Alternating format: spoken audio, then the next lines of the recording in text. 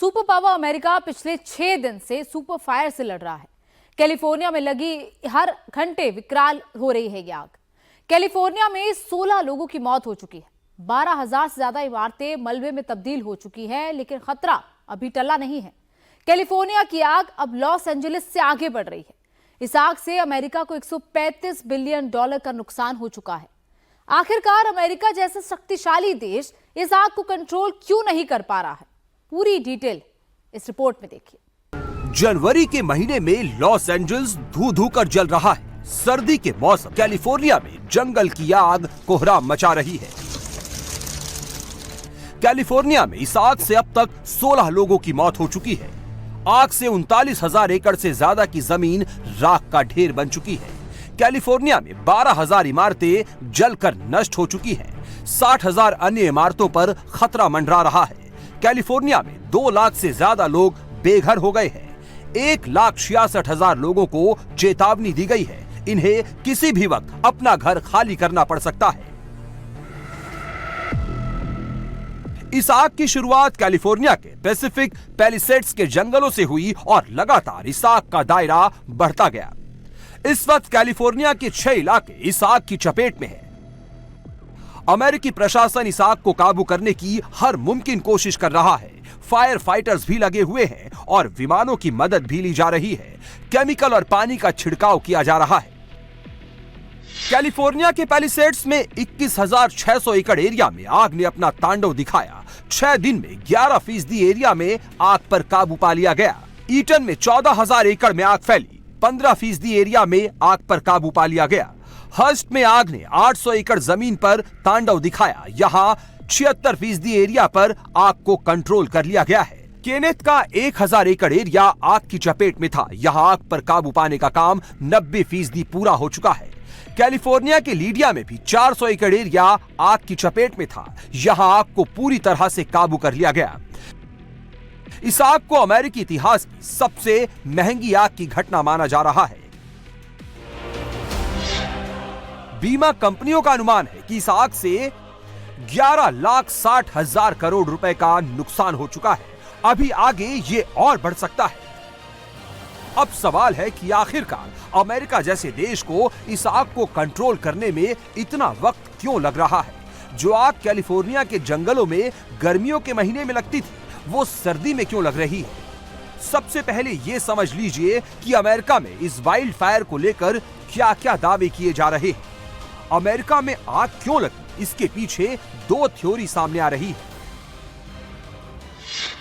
पहली ये कि किसी शख्स ने कैलिफोर्निया के जंगल में आग लगाई। दूसरी ये कि सेंटा एना की शुष्क हवाओं के कारण आग लगी।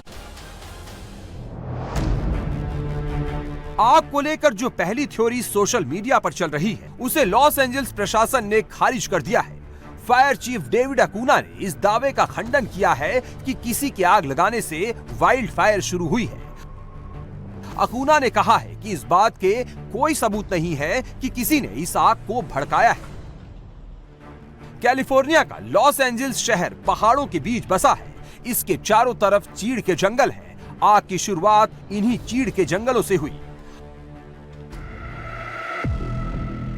अमेरिकी अखबार न्यूयॉर्क टाइम्स के मुताबिक आग के पीछे जो प्रारंभिक अनुमान लगाया जा रहा है, उसमें बिजली के तारों को आग लगने की वजह माना जा रहा है।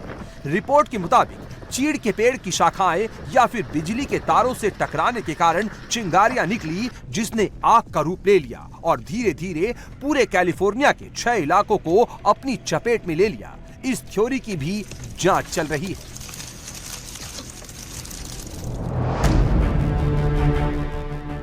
पर्यावरण विशेषज्ञों का कहना है कि इस आग का सीधा संबंध क्लाइमेट चेंज से है। अमेरिका में आग लगी या लगाई गई, ये तो पुख्ता तौर पर क्लियर नहीं हुआ है, लेकिन आग इतनी तेजी से क्यों फैल रही है और कंट्रोल करने में टाइम क्यों लग रहा है, इसकी जानकारी जुटा ली गई है।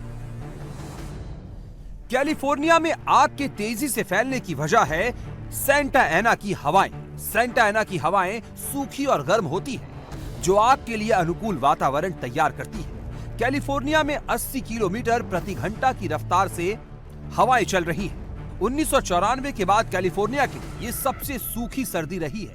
जिससे कैलिफोर्निया के पौधे और पेड़ ज्वलनशील हो गए हैं।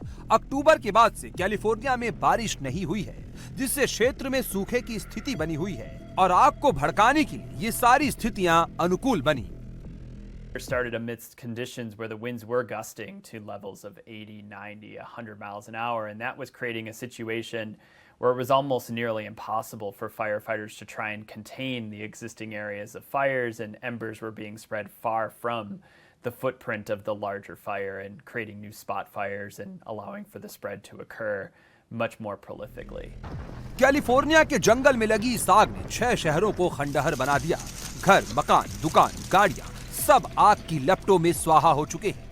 पैसिफिक पैलिसेड्स, ईटन, अल्ताडेना और लॉस एंजल्स सबसे ज्यादा प्रभावित हुए हैं। हालात इतने बिगड़ चुके हैं कि कैलिफोर्निया के सेंट मोनिका सिटी में लूटपाट होने लगी है। 20 लोगों को अमेरिकी पुलिस ने गिरफ्तार किया है। लूटपाट को रोकने के लिए शहर में कर्फ्यू लगाना पड़ गया है। नेशनल गार्ड्स को सड़क पर उतरना पड़ गया है। That the LAPD will be enforcing a curfew in Los Angeles city areas where mandatory evacuations are still in place. The curfew will run from 6 p.m. to 6 a.m. Unless you are public safety personnel or other disaster workers, you have no reason to be at these locations. And if we see you in these areas, you will be subject to arrest.